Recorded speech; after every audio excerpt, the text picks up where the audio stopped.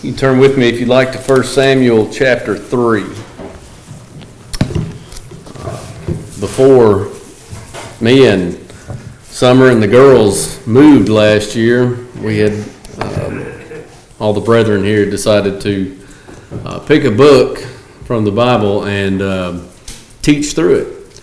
And I chose to go through Samuel, which would probably take a really long time, and of course I chose to move shortly thereafter. But I've given a couple of these first couple of sections here at Hillcrest, and I'm going to continue that on with the third little section in chapter 3. Before we do, we'll recap kind of what all we've talked about up to this point in 1 Samuel. In chapter 1, we saw Elkanah traveling with his entire family to Shiloh annually for sacrifice and worship. Elkanah had two wives, Hannah and Peninnah. And Peninnah gave Elkanah several children, while Hannah was barren and unable to give him any children. And we read about how Hannah prayed fervently to the Lord for a son that she could devote to the Lord. And ultimately the Lord heard her prayer and granted her wish for a son, and that was Samuel. Later we learned that Hannah was blessed with 5 more children, 3 sons and 2 daughters. On their first trip to Shiloh that we read about in chapter 1, we were introduced to Eli, the chief priest there at Shiloh. And it was noted that he had likely become desensitized to all the antics of his 2 sons, Hophni and Phinehas. And in chapter 2, we find out that that is most certainly true, as they had so corrupted the worship there in Shiloh and displayed blatant immorality. So God pronounced judgment upon the house of Eli. The door just flung open. Because of his lack of correction and restraint on his sons. And we'll see moving forward further confirmation of this judgment. But during all of this with Eli and his house, there was a little hint of hope given. Little Samuel had grown old enough for Hannah to leave him there in Shiloh and minister to the Lord. And in chapter 2 and verse 26, it says, "Now the boy Samuel continued to grow both in stature and in favor with the Lord and with men." And this brings us to chapter 3 here. And we will pick up there and read the entire chapter 3. There, beginning in verse 1, it says, "Now the boy Samuel ministered to the Lord before Eli, and the word of the Lord was rare in those days. There was no widespread revelation. And it came to pass at that time, while Eli was lying down in his place, and when his eyes had begun to grow so dim that he could not see, and before the lamp of God went out in the tabernacle of the Lord where the ark of God was, and while Samuel was lying down, that the Lord called Samuel. And he answered, 'Here I am.' So he ran to Eli, and he said, 'Here I am, for you called me.' And he said, 'I did not call. Lie down again.' And he went and lay down. Then the Lord called yet again, 'Samuel.' So Samuel arose and went to Eli and said, 'Here I am, for you called me.' He answered, 'I did not call, my son. Lie down again.' Now Samuel did not yet know the Lord, nor was the word of the Lord yet revealed to him. And the Lord called Samuel again a third time. So he arose and went to Eli and said, 'Here I am, for you did call me.' Then Eli perceived that the Lord had called the boy. Therefore Eli said to Samuel, 'Go, lie down, and it shall be, if he calls you, that you must say, Speak, Lord, for your servant hears.' So Samuel went and lay down in his place. Now the Lord came and stood and called as at other times, 'Samuel, Samuel.' And Samuel answered, 'Speak, for your servant hears.' Then the Lord said to Samuel, 'Behold, I will do something in Israel which both ears of everyone who hears it will tingle. In that day I will perform against Eli all that I have spoken concerning his house, from beginning to end. For I have told him that I will judge his house forever for the iniquity which he knows, because his sons made themselves vile, and he did not restrain them.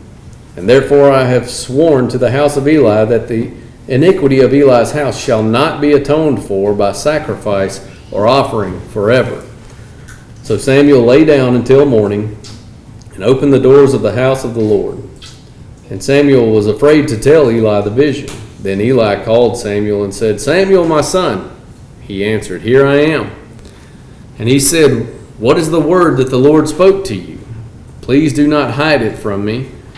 God do so to you, and more also, if you hide anything from me of all the things he said to you.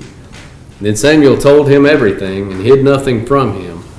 And he said, It is the Lord. Let him do what seems good to him. So Samuel grew, and the Lord was with him, and let none of his words fall to the ground. And all Israel from Dan to Beersheba knew that Samuel had been established as a prophet of the Lord. Then the Lord appeared again in Shiloh, for the Lord revealed himself to Samuel in Shiloh by the word of the Lord.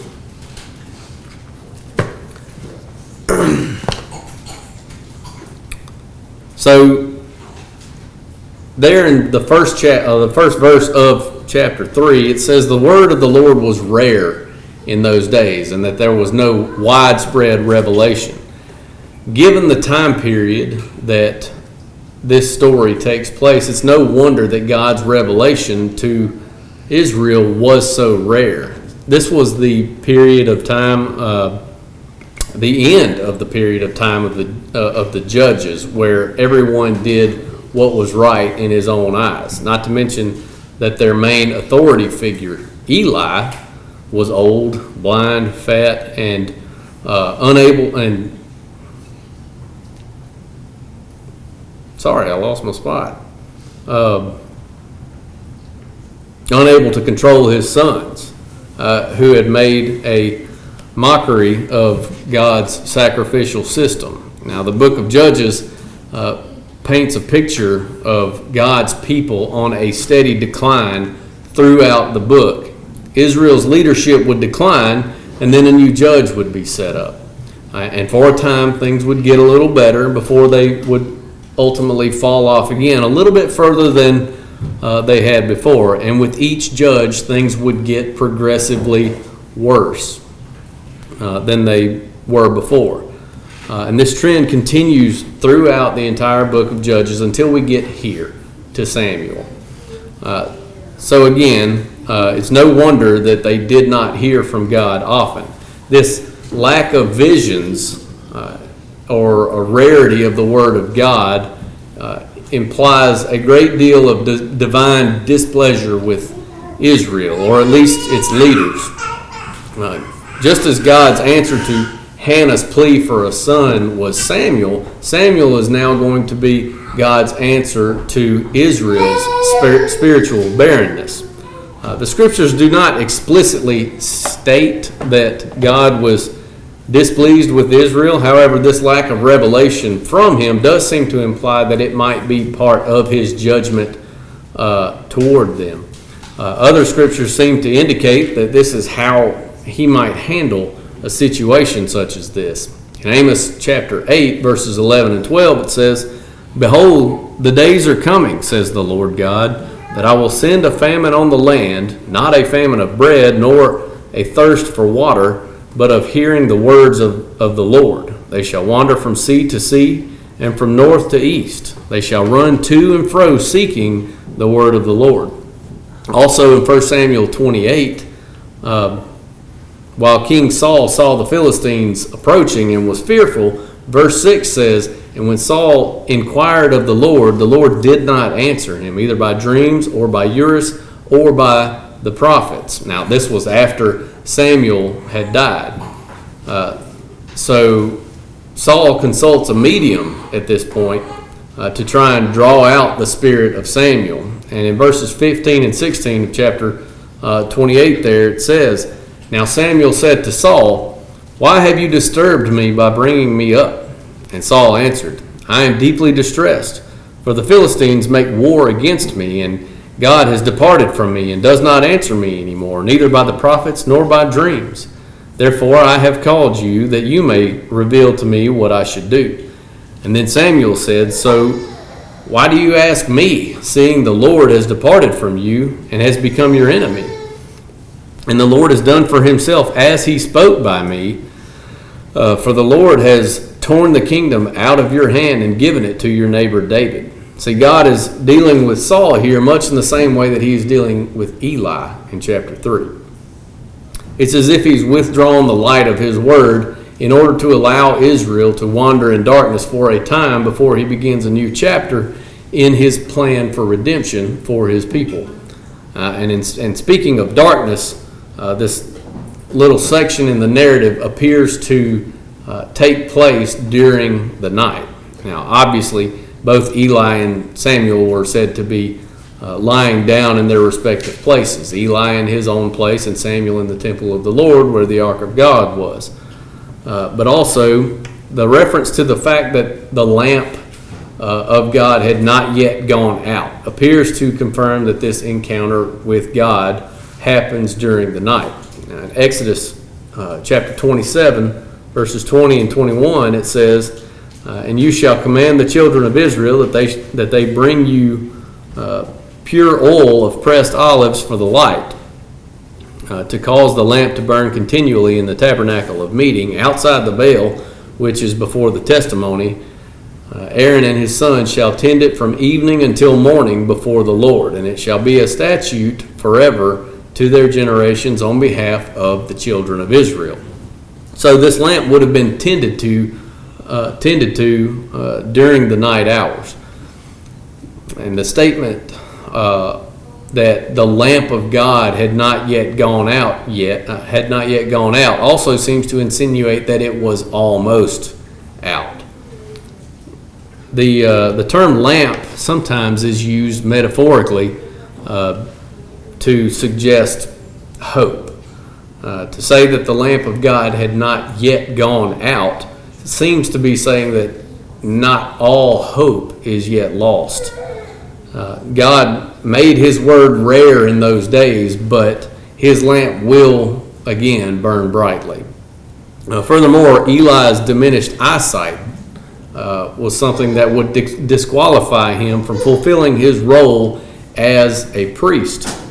Leviticus 21, verses 16 through 21, it says, "And the Lord spoke to Moses, saying, Speak to Aaron, saying, No man of your descendants in succeeding generations who has any defect may approach to offer the bread of his God. For any man who has a defect shall not approach, a man blind or lame, who has a marred face, or any limb too long, a man who has a broken foot or a broken hand, or is a hunchback or a dwarf, or a man who has a defect in his eye, or eczema, or scab, or is a eunuch. No man of the descendants of Aaron the priest who has a defect shall come near to offer the offerings made by fire to the Lord. He has a defect, he shall not come near to offer the bread of his God." So this points to Eli's, or the need to move on from Eli to a newer and better priest. And now the time has come where God will ultimately move away from the house of Eli. And he calls for Samuel during the night, evidently loudly and audibly. And Samuel mistook the voice of God for Eli. Being the good young servant that he was, immediately he answered, "Here I am." And he sprang up and ran to Eli's side, ready and willing to do whatever it was that was needed of him. And Samuel actually probably wakes Eli up at this point. Eli tells Samuel, "No, I didn't call. Go back and lay down." A second time, God calls, saying, "Samuel." So Samuel gets back up and goes back into where Eli is and ready to be of service. Eli assures him again that he did not call for him and tells him to go lie down again. And at this point, both of them are likely wondering, what's going on? Samuel probably thinks that old Eli is just messing with him. And Eli is probably wondering why this boy is acting so strange tonight. And to us, reading the story, it's very obvious what's going on. But if you try and look at it from their perspective, it makes sense that they would be confused, at least to some extent, as to what's going on. But because after all, nobody was expecting the Lord to come calling that night. Remember, that was a rarity in those days. But verse 7 explains why Samuel did not immediately recognize what was happening. It said Samuel did not yet know the Lord. Now in chapter 2, we read about a couple of others who did not know the Lord, and that was Hophni and Phinehas. But that's not what the statement is saying here in chapter 3.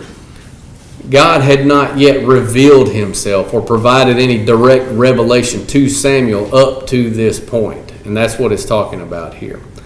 After Eli and Samuel get settled back in and are lying back down in their places, God calls out to Samuel again.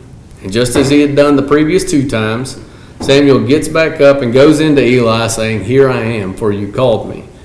And this is when the light in in Eli's head finally comes on. He basically says, "I know what's going on here." So Eli knows what Samuel needs to do now and how he should respond when God inevitably calls again. So once they had settled back in, just as expected, God calls for Samuel again, and this time he's ready.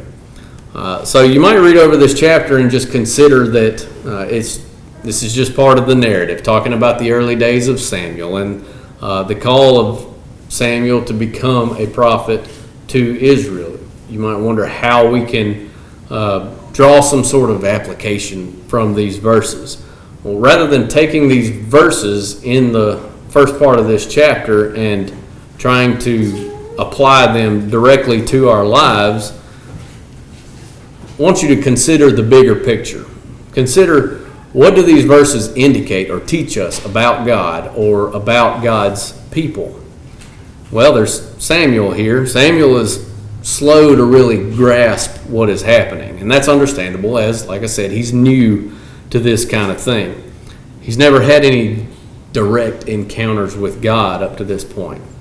Likewise, there are those whose faith is kind of a newfound faith. They don't always pick up on things so quickly, and sometimes it takes a great deal of time and study and effort for them to even begin to grasp some of the things that you and I, or some of us, may take for granted that are obvious and easily understood. A new Christian will invariably have reservations about things that they have always viewed in a different light. And then there's Eli.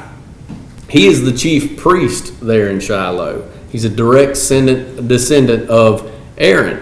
It's certainly less understandable for him to be so dull in his senses when it comes to the presence of God. But we know that even those that we may hold in high regard in spiritual matters can fall from grace. All of the previous mentions of Eli's condition, he's old, he's weak, he's big, and he's blind, and they seem to indicate his spiritual condition as well. Yeah, the main teaching point that I believe that we can get from these verses in the first part of this chapter is that God is patient with us, at least for a time. You see here God dealing gently with Samuel. He doesn't chastise him or berate him for being so dense. He came to him time and time again, even after a third call went unanswered. Time and patience are required for those who are new to the faith. And God knows this, but sometimes it can be hard for us to understand this as well. And make no mistake, God was no doubt patient with Eli as well for some time. Eli didn't just arrive at his current state overnight. He didn't just wake up one morning and decide to let his sons Hophni and Phinehas go unchecked and skate by while grossly perverting the worship there in Shiloh and committing all sorts of lewd and immoral acts with the women there. No, those things doubtlessly came to be regular occurrences over a long period of time, while Eli slowly just evolved into what he was at this time. Yes, God gives us time to understand him. And we are generally given far more time than we deserve to come back, should we ever find ourselves in such a miserable state as Eli. God is long-suffering toward us, meaning he is patient and slow to anger with his people. And that's all. This is not to say that Samuel was doing anything wrong, just emphasizing the point that God, while there are limits to it, has a great deal of patience. So, back to the chapter. As I said, young Samuel knows now how to respond whenever God calls him again. He was prepared, in a sense. I doubt that he was expecting the earful that he got whenever he did respond, though. God recounts to Samuel all that the man of God from chapter 2 had pronounced would happen to Eli's house. I can only imagine the amount of grief that Samuel must have felt for Eli. Since he was just a little boy, Eli was likely the only real authority figure that he had known. Hannah made good on her promise to the Lord, and once he was weaned, she left him there in Shiloh, dedicating him to the Lord's service. Samuel and Eli had most certainly developed a strong bond of affection over the years. And in verse 6, Eli tells Samuel, I did not call my son. He calls him my son. Now, obviously, Eli didn't take him as his literal son, but he views him as being like a son in the absence of his other two sons. It's like a term of endearment. And no doubt the feeling was mutual. God is about to do away with Eli's house from beginning to end, it says. So after this encounter, Samuel goes back and lays down and stays there until morning comes around. I notice it doesn't say that Samuel slept until morning. I imagine that sleep was out of the question considering what had just happened. But once morning comes around, Samuel gets up and opens the doors of the house of the Lord and begins to perform his daily duties. The dread that he must have felt likely weighed on him heavily that morning. He knew that the first thing Eli was going to ask him when they inevitably saw each other. And of course, Eli summoned him and inquired about Samuel's encounter that night. And in reading verses 16 and 17, I suspect that Eli had a good idea of what the answer to his question was going to be. And he asked him, he said, what did God tell you? And then he doubles down, he says, don't hide it from me, as if he suspected that Samuel might not want to tell him everything. And then he pours it on, placing a curse on him, saying that God do to you everything that he told you if you hide any of it from me. That line of questioning tells me or leads me to believe that he was expecting the answer that Samuel ultimately gives him. So when Samuel tells Eli of all that the Lord had told him about how he's going to execute judgment on him and his sons for their blasphemy and his lack of restraint on them, Eli simply says, "It is the Lord. Let him do what seems good to him." And given the prophecy from chapter 2 from the man of God about God's judgment on Eli and his house, Eli knows for sure that it was the Lord that was speaking to Samuel that night. Eli has accepted his fate. I've wondered several times what Eli's spiritual state was really was at this point in time. We don't know exactly how much time has passed since the man of God visited him in chapter 2. Probably a few years, though, at least a substantial portion of Samuel's childhood. But he received a strong rebuke at that point that included some really hefty punishment to come in the future. And, we all at some point have received correction in our lives from somebody in authority over us, whether it be a parent, a teacher, a boss, or whatever. And after we receive that wake-up call, if you will, we tend to straighten up a bit and get back on track. Likewise, I've wondered if Eli had maybe repented or turned back to God.